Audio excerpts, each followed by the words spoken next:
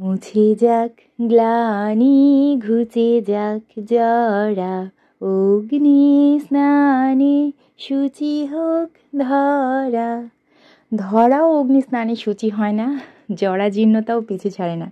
তবুও সকলকে বলছি নববর্ষের অনেক অনেক শুভকামনা, অনেক অনেক শুভেচ্ছা। গতকাল রাত থেকে ব্লগটা স্টার্ট করলাম। গিয়েছিলাম ইলিশ মাছ কিনতে। ইলিশ ছাড়া তো হবেই না নববর্ষ, তাই না? আর সেই সাথে টুকটাক কিছু শপিং, একেবারেই টুকটাক। মেয়ের জন্য একটু লাল কাঁচের চুড়ি কিনতে গিয়েছিলাম, আর মেহেদি। আমার মেয়েটা মেহেদি পরতে খুব বেশি ভালোবাসে।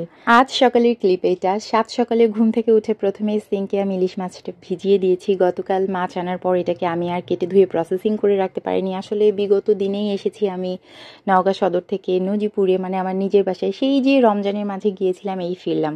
অনেক কাজ থাকে, কোনোটাই কিছু করতে পারছিলাম না, বাট খুব ইচ্ছে ছিল যে পহেলা বৈশাখটা একটু অন্যভাবে সেলিব্রেট করব, তাই করছি। বিগত রাতে খাওয়া ভাতের মাঝে পানি দিয়েছি, এটা তো পান্তা রেডি আছেই। আর এইদিকে ইলিশ মাছটা পরিষ্কার করে নিয়ে একটু ভাজার আগে মনে হলো নতুন যে চুড়িগুলো কিনেছি এগুলো পরেই কাজ করি।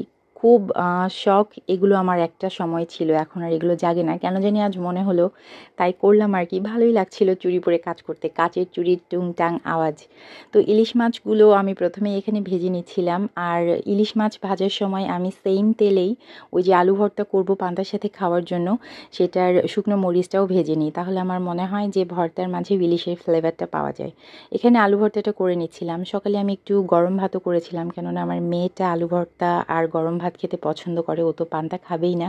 আর ওই যে বাণিজ্য মেলায় যেই মাটির সেটগুলো কিনেছিলাম, আপনাদের সাথে শেয়ার করেছিলাম, সেটার আজকে পূর্ণ ইস্তেমাল হবে। আর একটু ভেজে নিয়েছিলাম ডালের বড়া। পান্তার সাথে নাকি এটা খেতে অনেক ভালোই লাগে, আজ তো আমাদের বেশ ভালো লেগেছে, আমরা প্রথম এটা খেলাম। টেবিলটা একটু সেট আপ করছিলাম।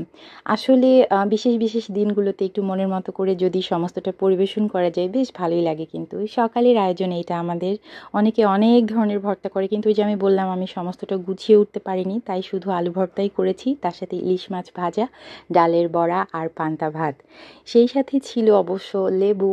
সবটা মিলাই এত ইয়াম্মি একটা ব্রেকফাস্ট ছিল। আর অনেক দিন পর, মানে অনেক অনেক অনেক দিন পর আমার বাসায় সকালবেলা খাচ্ছি, মানে সেই রমজান শুরুর আগে আমরা খেয়েছিলাম।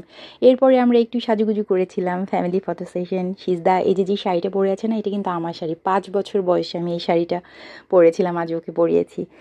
আর এখানে দুপুরের জন্য আয়োজন করছিলাম। দুপুরেও ইলিশ মাছের আইটেমই রেখেছি, তা হলো সর্ষে ইলিশ। খুবই সিম্পল আয়োজন, সর্ষে ইলিশ, আলু ঝুরি করে ভাজা, ডালের বড়া, লেবু আর সাদা ভাত। সিম্পল রাখার ট্রাই করেছি। আসলে মনে হয়েছিল যে এই এত এত ঘোরাঘুরিতে এত এত খাওয়া দাওয়া হয়ে গিয়েছে, একটু হালকাই থাক। আর বিকেলবেলা একটু হাওয়া খেতে বাইরে বেরিয়েছি। ছোট্ট একটা থানা শহরে থাকি আমরা, আশেপাশে কোথাওই তেমন মেলা হচ্ছিল না। পয়লা বৈশাখের মেলাগুলো আমার খুব ভালো লাগে।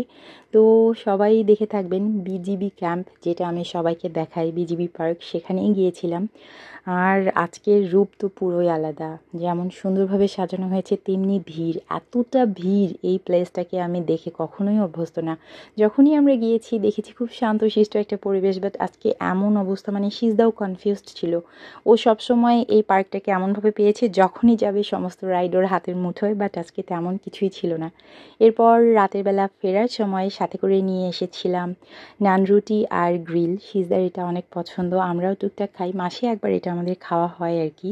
তো এটা আর সেখানে বসে খাইনি, আমরা পার্সেল নিয়ে চলে এসেছি, কেননা সিজদা একেবারে ঘুমিয়ে গিয়েছিল লাস্ট মুহূর্তে। দুপুরটায় ঘুরতে যাব, শাড়ি কাপড় পরবো, এই সমস্ত নিয়ে এতটা বিজি ছিল যে ঘুমানোর সুযোগ পাইনি, এখন ঘুমিয়ে গিয়েছে। তো পার্সেল নিয়ে বাসায় চলে এসেছি। আপনারা কেমন কাটালেন আপনাদের পহেলা বৈশাখ আমার সাথে শেয়ার করবেন। Thank you so much for watching. Allah.